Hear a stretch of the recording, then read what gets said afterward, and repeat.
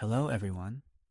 In this lesson, let's create environment variables for a test environment different from our main environment.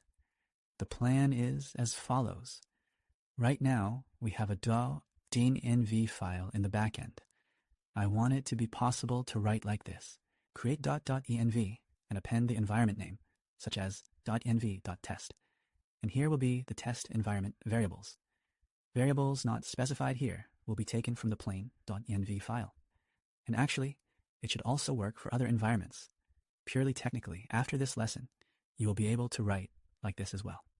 For example, specify some only for the development environment and some only for production. In practice, right now we only need to change environment variables for tests. Why do we need this? Because in our integration tests, all data is constantly deleted from the database, which is not very convenient. For example, you were developing manually, added some data, then ran tests, and all the data from the database was deleted. It's inconvenient. Therefore, for tests, we will need a separate database so that anything can happen there and it doesn't interfere with our normal development database. So, since we are talking about the database, let's start by creating our test database. Exactly the same as when creating our working database. Run PSQL and start. So, create database. Write need to use quotes. Got it. So, we are creating our database. Created it. Now, we need to create our user.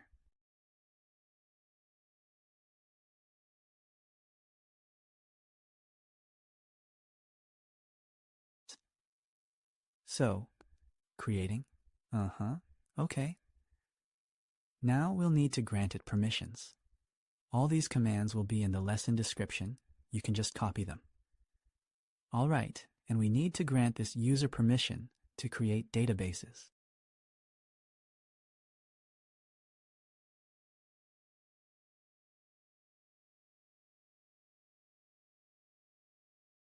Great. We executed all the commands. We can exit PSQL. And now let's delete these unnecessary files. env production and env development. And we'll add data to our env.test. So we have database.oil here. It will be exactly the same, but now with the test suffix. Test, test, test. Good. And also in tests, I suggest you disable all logs, because otherwise there will be too much unnecessary information.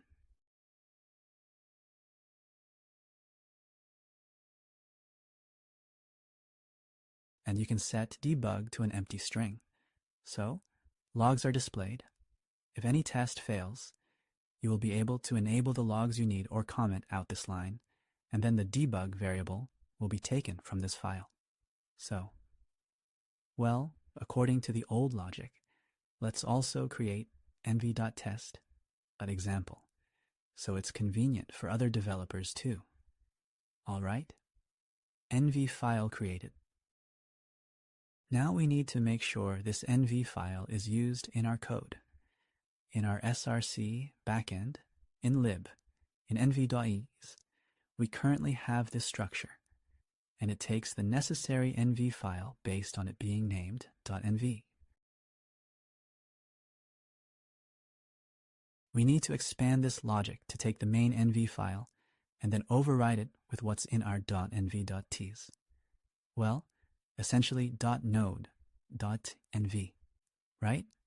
Our code will now be as follows. So instead of this entry, we will do the following.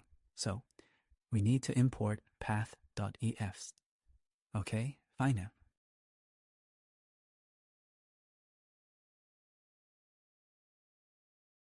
So let's allow using .proc env and analyze our code. I think it can be resolved everywhere. And then it won't be needed here anymore. All right, so what's happening? We first look for the env file path. How do we find it? We pass the current directory to this function, meaning the one in lib.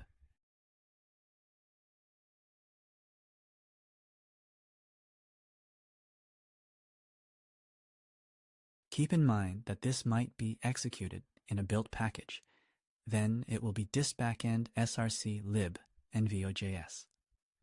Okay, so we pass the name to the folder, and it starts. We say that the env file might be in the current directory in the .env file folder. We literally search for this file.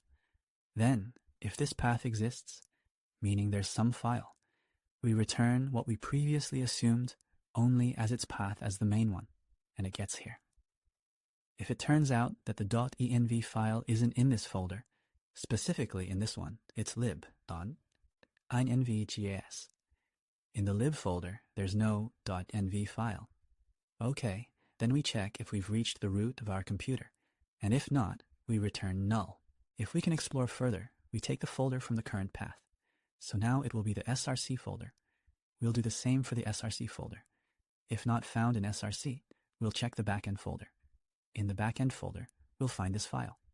There, we discovered our .env file in .env.js and saved it in this variable if we found it. Why might we not find it? Because perhaps we're on a production server where .env files won't be available. Variables might be set differently there.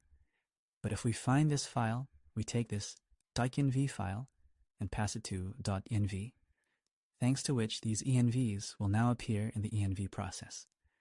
And we also take this path to the file and append .node env. There will be .n in .test. And we overwrite our process env based on what's in .n in .ts. All right, done that. Now, when we have env variables related to our current environment, we can use them.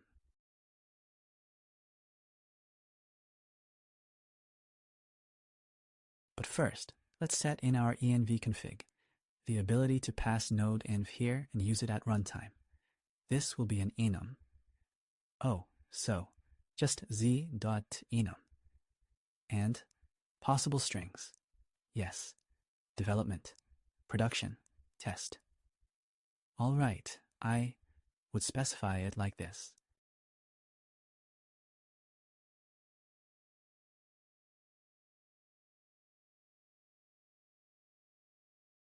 Test, development, production. We passed it into the file. And then there's always a big fear for me that tests might somehow run on the production database and wipe out all production data. They can be restored from a backup, but it's never pleasant. Therefore, I suggest setting up a check at the env variable level. We take database.url and say that it has the same previous rule, but we also add a check. If our process env is not equal to test, meaning tests will definitely not be run here, okay? Then everything is fine. If not, we need to take a look at database.url, which we get in the current value, meaning this string, and check whether the database we're working with ends with -test. Because then it's definitely a test one, right? So we split the value by the question mark, and the first value will contain this whole string. The second element of the array is this string. All right, we've split it by the question mark. And then database.url is the first element of the array. Great. We split it by slashes and take the last element. All done, split by slashes. Yes, reversed it, and took the first element of the array again. That's how this string ends up here. We reversed it first, then took the first. It will be the first. Good. And if it ends with -test, then it'll be true. And everything's fine with this variable. And if we got not n in test, and the database doesn't end with -test, then an error should get thrown and nothing will happen. That's our protection. Okay, good. We also made it so that debug can now equal an empty string.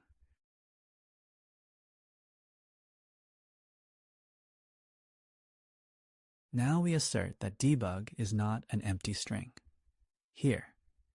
And in connection with this, we need to adjust the validation here. But the validation will look like this. It's a string that might be absent, but still a check. This variable can essentially be empty if host is local or not in production. In such a case, the check ensures this value should exist and be greater than 0.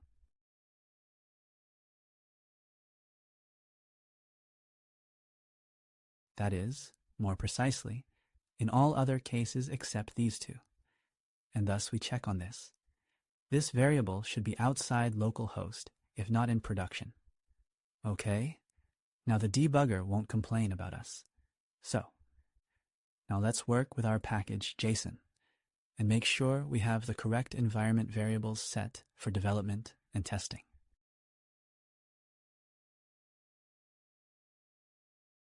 To set an environment variable, you can write it like this. The environment is set to development in this case, and then the command itself. But unfortunately, such a record may not work somewhere on Windows, so it's better to use a special library that allows you to set n in the variables.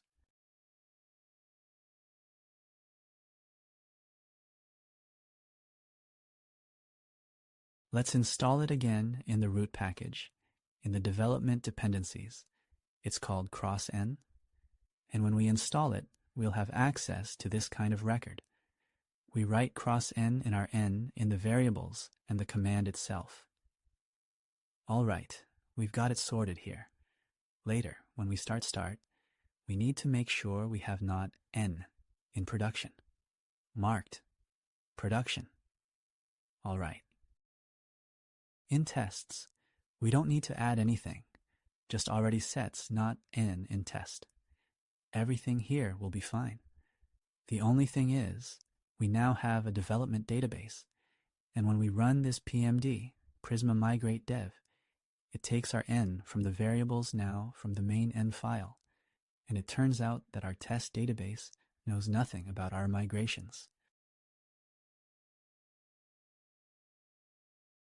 So let's add another script, which we'll call Prisma Migrate, well, PMT, in honor of tests, Prisma Migrate Tests. What's the scheme here? We use .env to pass in the ends specifically from .env.test file. Then we call Prisma Migrate Deploy. Prisma Migrate Deploy simply runs the existing migrations we have, unlike Prisma Migrate Dev, which can also create the migrations themselves. Here they will just be run. Okay, let's check that our Prisma Migrate tests are working. PNPMB, PMT, great. The migrations to our test database have been run. That's good. Let's check if our scripts for running the development server are intact. So, the server is currently running. PNPM dev.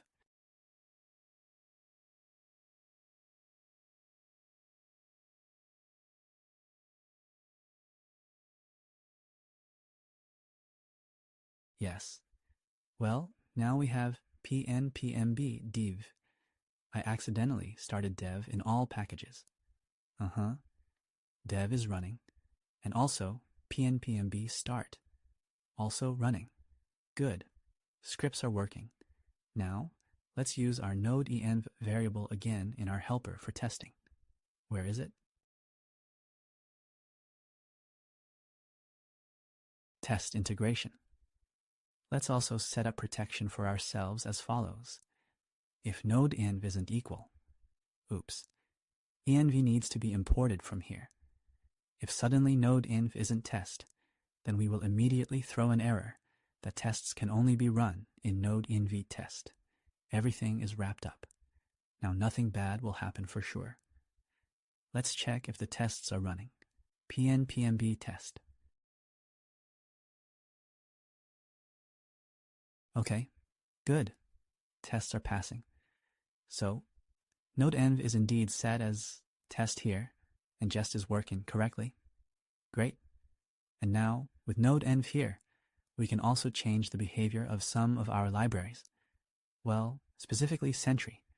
Yes, because during tests, some errors might pop up, but they definitely don't belong in Sentry. So, in this regard, let's add a variable that will determine if Sentry is enabled. Previously, We just checked for the presence of backend Sentry DSN. Now it will depend on whether backend Sentry DSN exists and Node.env is not equal to test. That's it. We replace the old code with the new one. All right, here and here. Great. Okay.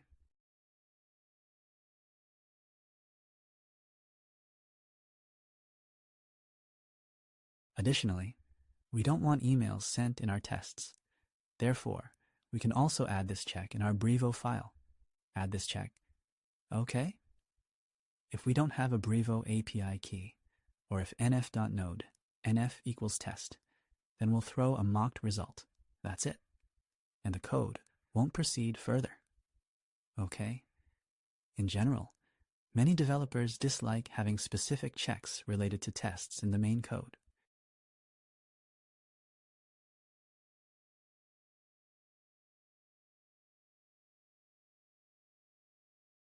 And for this, sometimes modules themselves are mocked. And we will deal with this in the next lesson. But for now, it's sufficient, and that's also fine. This can be done. If your code doesn't get much worse from this, then please, it's a great way to disable or enable something in tests. So all this was done to avoid unnecessary clearing of our development database. Let's check it out. Let's run our backend in development mode. Okay, backend is running. Let's go to the browser. I see that everything is broken. Okay, what broke in our web app? Let's restart. Maybe everything is fine. Yes, everything is fine. Let's log in as admin and let's create some idea. Yes.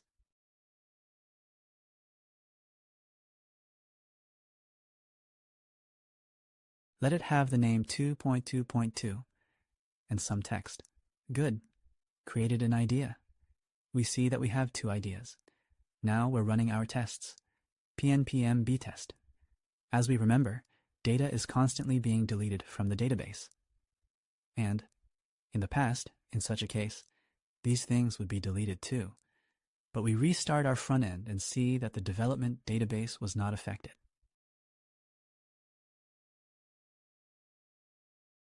We achieved what we wanted to achieve. Congratulations on that, and we can move on. See you soon.